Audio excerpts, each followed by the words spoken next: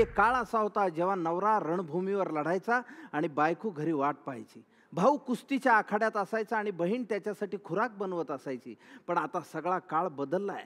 आता क्रिकेटचं मैदान असो, मॅरेथॉनची धावपट्टी असो का कुस्तीचं मैदान असो, मुली मैदानात असतात आणि त्यांना चीअरअप करायला लाखो पुरुष मैदानाबाहेर असतात. आजच्या मुली खेळांमध्ये भरीव कामगिरी करतात आणि ऑलिम्पिकची सुवर्ण पदकं हातात घेऊन देशाचं नाव उज्ज्वल करतात.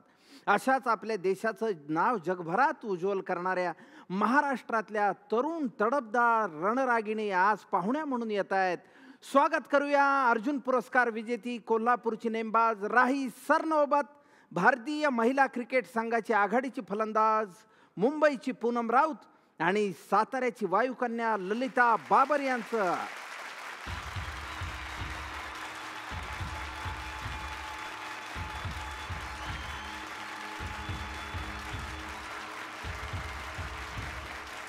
राहित अपमानाचा प्रसंग आठवतोय एखादा? हो आठवतोय. 2008ला जेव्हा युवा राष्ट्रकुल क्रीडा स्पर्धा होत्या पुण्यात, तेव्हा माझी 3री आंतरराष्ट्रीय स्पर्धा होती आणि मी यूथ म्हणजे अगदी 18 वर्षांच्या पण खाली, म्हणजे लहान होते मी तेव्हा.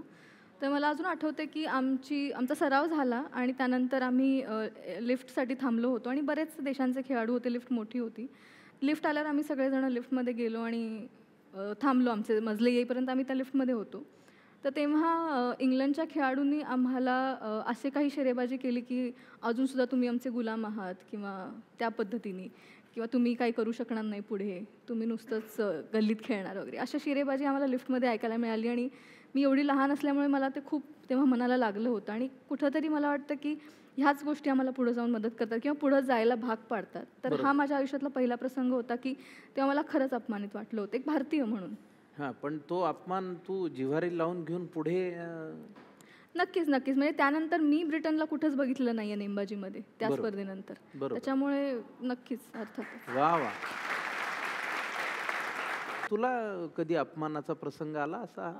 कारण आपल्याकडे तर कुणी हिनवत असं काय पुरीचं पाळणं हेन ते. नक्कीच. कारण की ज्यावेळेस मी गावाकडे होते, गावाकडे बऱ्याच वेळा अशा गोष्टी व्हायच्या की मुलगी म्हणून खेळ हा तिच्या म्हणजे जीवनात आहेच असं नव्हतं. कारण की मी ग्रामीण भागातली असल्यामुळं बऱ्याच वेळा मी छोट्या कपड्यांमध्ये रनिंग करत असते. तर त्यावेळेस बऱ्याच वेळा लोक मला हसायचे, रुंदाई जाताना ही काही वेड्यासारखी पळत असते.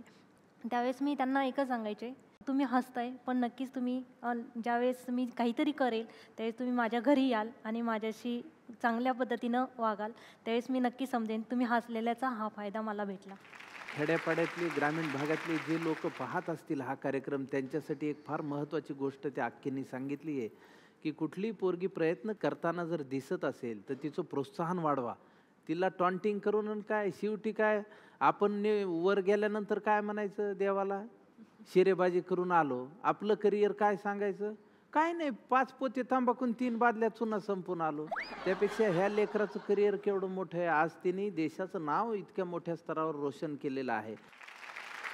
तुमच्या ह्या प्रसिद्धीमध्ये सोशल मीडियाचा जास्त सहभाग वाटतो? हो, म्हणजे मला तर खूपच असा अनुभव आहे. कारण मला मध्यंतरी म्हणजे अजूनही मला स्पॉन्सरशिपची खूप गरज होती. एशियन गेम्सच्या आधी मी खूप कंपन्यांमध्ये गेले आणि माझ्या कोचच्या फीच्या संदर्भात मला स्पॉन्सरशिप शोधायची होती. तर 1-2 कंपन्यांनी मला ह्यासाठी नकार दिला कारण मी सोशल मीडियावरती ॲक्टिव्ह नाही आहे आणि त्यांना कुठे मार्केट दिसलं नाही, म्हणजे त्यांना डिस्प्ले दिसला नाही त्यांच्या लोगोचा म्हणा किंवा कंपनीचा, म्हणजे मी कुठे दाखवणार की मी त्यांच्यासोबत काम करते. तर म्हणून त्यांनी मला सोशल मीडियावरती ॲक्टिव्ह होण्याचा सल्ला दिला आणि त्यानंतर मग मी अगदी प्रोफेशनल सगळं निवडून मी त्याच्यामध्ये ॲक्टिव्ह आहे सध्या. पण ह्याच्यावरून मला हेच कळालं की सोशल म्हणजे मीडिया जे आहे त्याचा प्रभाव किती आहे किंवा उपयोगही आम्हाला होऊ शकतो पुढं जाऊन. जसं मी म्हटलं की मला स्पॉन्सर्स मिळाले त्यानंतर, तर ह्याचा मला उपयोगही झाला. पण अर्थात खेळाडू म्हणून हे टाळणंही आम्हाला तेवढंच महत्त्वाचं. आता मध्ये फिनलँडमध्ये हिमा दासनी सुवर्ण पदक मिळवलं आणि ते बक्षीस घेताना राष्ट्रगीत चालू असताना तिला फार अश्रू अनावर झाले. तुमच्या मनात काय चाललेलं असतं जेव्हा तो गेम चालू असतो त्यावेळी? खरं तर हे भाग्य आहे खेळाडूंचं की आपलं राष्ट्रगान चालू असतं आणि आपण झेंडा घेऊन ज्यावेळेस आपण पोडियमवरती उभं राहतो आणि आपलं देशाचं ज्यावेळेस राष्ट्रगीत चालू असतं आणि सर्व जगभरातले खेळाडू येऊन उभं राहतात आपले, तर ते फार प्राऊड फील होतं. कारण की ते फक्त खेळाडूंना भाग्य मिळतं. सामान्य माणसांपेक्षा खेळाडूंना मी ते जास्त प्राऊड फील करते. राहीताई, काय आहे तुला वाटतं? मी एवढं सांगू शकते की ह्या एशियन गेम्सचा माझा अनुभव मला इथे सांगायला आवडेल की जेव्हा माझी फायनल सुरू होती तर शेवटी माझा 2 वेळा टाय झाला आणि मग माझं सुवर्ण पदक नक्की झालं. पण हा जेव्हा टाय सुरू होता तेव्हा असं 19-20 आमच्यामध्ये चालू होतं. तर मला एवढं प्रेशर होतं की एका जागी फक्त उभं राहून माझा हार्ट रेट 154 होता तेव्हा.